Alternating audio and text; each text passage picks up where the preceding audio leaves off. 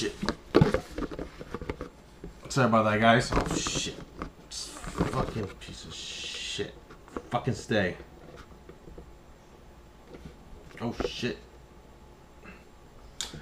Alright, how you guys doing? Just want to do a quick video of my thoughts on Kurt Angle back in WWE. First time in 10 years. As y'all know, he was inducted to the Hall of Fame this year. Right before WrestleMania 33. And from 2000, I should say August 2006 until the beginning of this year, he has not made an appearance in WWE. He of course was in TNA. You know, I want to go back in August 2006. He for some reason I remember that was the summer when I was right before my senior year in high school. I saw something WWE.com saying that Kurt Angle or something, the WWE, they released Kurt Angle. It was kind of big news, shocking news. People like Rey Mysterio and other superstars at that time, there'd be a talent that was signed at that time. They gave 1,000 Kurt Angle's release, and that was the time when TNA was in its prime. TNA was arguably in its prime from probably beginning 2005 to mid 2007. I could say that. That's when TNA was hot. So around that time, August 2006, TNA was hot. They had Sting, Christian, the X Division. Everything was going well. It wasn't fucked up like it is now. By the way, I think TNA, the downfall was starting with the main event Mafia in 2008. We'll go with that in another video. Kurt Angle, there was a lot of stuff where, especially with the death of Eddie Guerrero, Kurt Angle's health was concerned. Kurt Angle was taking a lot of pills. I don't want to say pills. A lot of he was addicted to painkillers. And I'm sorry, guys, I really don't know the specifics of what kind of drug he was taking for his for his injuries or whatever. But Kurt Angle was in a bad place. If that's not true, then maybe WWE did fire him. They did fire him because they want nothing to do with his health. They don't want him to be like an Eddie Guerrero or some other case. Because this was before the Chris Benoit tragedy, and this thing about Chris Benoit. I mean, you don't even want to think about what happened, the whole thing with Chris Benoit. When you think about Chris Benoit, man, it's heartbreaking right there. It's very uncomfortable just thinking about it. It's the worst things it's probably one of the worst things I've ever seen on the news ever. I mean, what's worse about killing your wife and your son and yourself? There's something else worse that could happen to you. I mean, if someone kills you, someone kills you. But you killing your own son and your wife and yourself, that's like the worst thing you ever do. Anyways, so Kurt Angle going to TNA was actually a great move for Kurt Angle on his part, because in WWE, he's already wrestled John Cena numerous times. He did wrestle Randy Orton.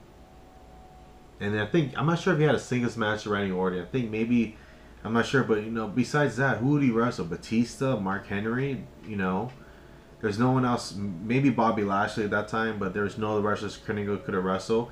And also too, there's another thing too. Kurt Angle didn't want to be there because he didn't want to like just be in the ECW division or just wrestle mid card, not be in the title picture. So Kurt Angle in TNA was awesome.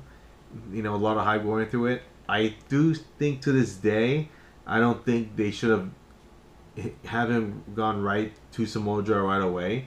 They should have Kurt Angle wrestle some other matches, probably, because Samoa Joe, besides AJ, because AJ Styles is my favorite wrestler in TNA history, and Samoa Joe was a big attraction and a big unstoppable force at the time. But you don't put the so-called greatest wrestler in the world from another company, WWE, and when you go WWE, you don't put them right away with their best wrestlers in Samoa Joe right away. I think maybe they should have done something with him wrestle some other stars, and it's leading up to building up against Samoa Joe. But his match with Samoa Joe were pretty good. The first match was good. The second match was okay. I think they fucked up on the feud. I think, I'm not sure. Kurt Angle won the first one. I think Joe won the second one. And then Kurt Angle won the third one, I think. And then next year, Hard Justice 2007, Kurt Angle beat him. And then, Kurt Angle put him over Lockdown 2008. Nah, so, I mean, the matches are good, but anyways, they did a lot of mess up, fuck ups with him and AJ around 2008, wrestling on an Impact ladder match. Kurt Angle and AJ in that time were arguably the two best wrestlers in the world at that time. And you don't put your two biggest stars on an Impact ladder match. You say that for your bound for glory, Slammiversary. I think they did have a match Slammiversary. I could be wrong in 2008, guys. I gotta look. I'm too lazy to look it up. But there's a lot of things where they fucked up with Kurt Angle. Let's see.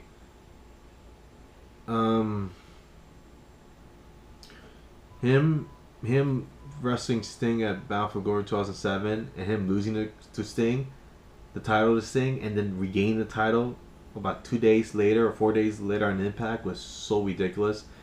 The Main Event Mafia was ridiculous. Didn't like it.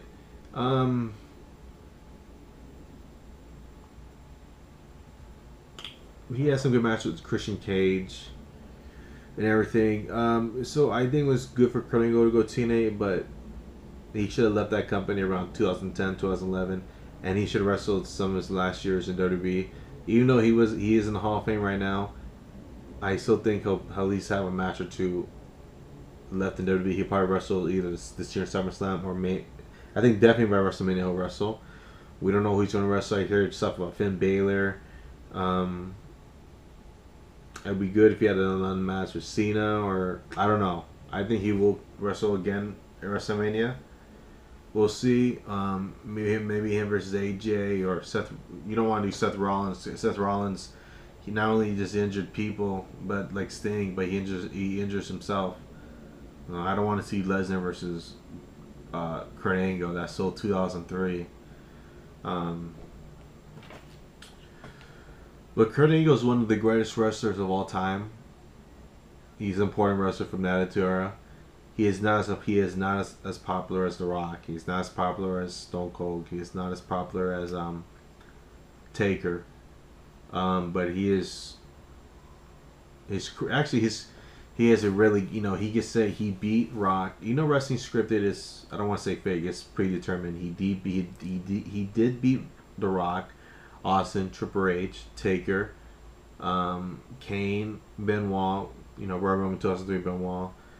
Jericho, and he beat Lesnar and he eliminated Goldberg from the Royal Rumble. Kurt Angle has, is from the elite, right there.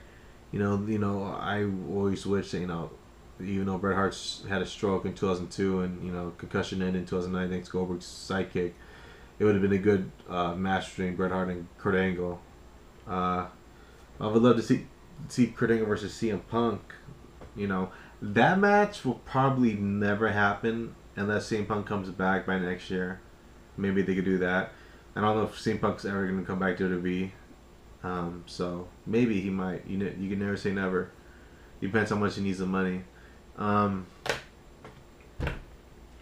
at Kurt Angle, I would one match I always wanted to see from Kurt Angle was him versus Ken Shamrock, because Kurt Angle started using the ankle lock around 2001, and that was Ken Shamrock's move. And Ken Shamrock does deserve to be the Hall of Fame because not because he won the NWA title in TNA. He beat The Rock and King of the Ring 98.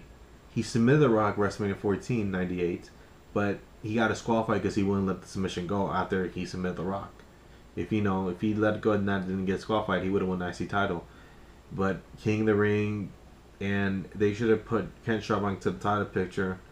I think he deserved it more than Mankind instead. And plus he had a great feud with him, and Rock had great chemistry in my opinion. But him versus Ken Shamrock, an ankle lock match, submission, that would have been awesome. But besides the wrestlers from that era, it's just him and Y2J that are like still wrestling at the highest main event level. Kane and Big Show are just like they're below mid carders. I mean, I don't know what the fuck. I thought Big Show retired. I see Big Show still wrestling after Mania. So Kurt Angle back in WWE. I did not watch his entire Hall of Fame speech. I'll probably watch it, but I heard that he did not give TNA props. He did not. He talked most about the funny moments. You know, he got accepted. You know, he's a guy that wrestled with a broken freaking neck, won the gold medal in '96 in Atlanta. He had the fastest rise to. They learned the business, wrestling business, pro wrestling business very quickly. He's the first, I think he's the only European Intercontinental champion at the same time. Euro Intercontinental champion. Won King of the Ring 2000 in that year. You know, beat The Rock No Mercy. A lot of great matches with Taker, especially No Way Out 2006 was great.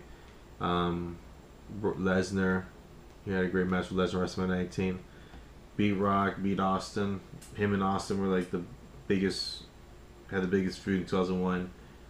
He wrestles RVD. He wrestles Sting a couple times in TNA. Kurt Angle's like he's in our discussion. You know, as the greatest beat Shawn Michaels for 21. Great matches too. You know, he's one of the greatest England performers of all time. You could put in the same class with AJ, Shawn Michaels, Taker, Bret Hart. Ric Flair. Right there. He's I don't think he's not like the biggest superstar of all time like The Rock or Austin or Hulk Hogan, Macho Man, but he's one of the greatest performers of all time. He's my third favorite wrestler of all time. My first is Rock, Shawn Michaels second, third is Kurt Angle, fourth's RVD, and fifth's Goldberg. I am a Goldberg fan. And the sixth Brad and Hunter seventh. But it's nice to see Kurt Angle back in WWE as a Raw general manager. He's finally come back home. You do not want to see him end his career in TNA.